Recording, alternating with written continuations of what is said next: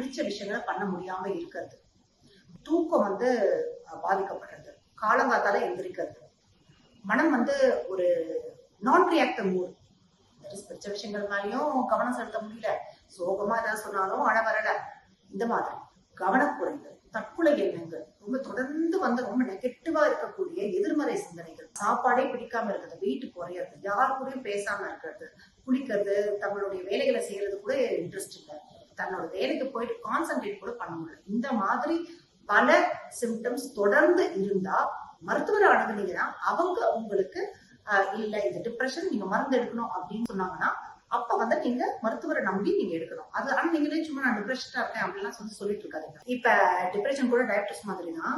இப்ப நம்ம ரத்த வழி சுந்தரத்துல யாருக்காவது இருந்ததுன்னா அதுக்கு மேல இப்ப நம்ம டயபிட்டிஸ்ல நம்ம ரத்த வழி சுந்தரத்துல யாருக்காவது இருக்கலாம். ஆனா நம்ம நல்ல உடலை பார்த்துட்டு நல்லா எக்ஸசைஸ் பண்ணி டயட் எல்லாம் பண்ணோம்னா டாக்டர் சொல்லணும்னு அவசியம் கிடையாது.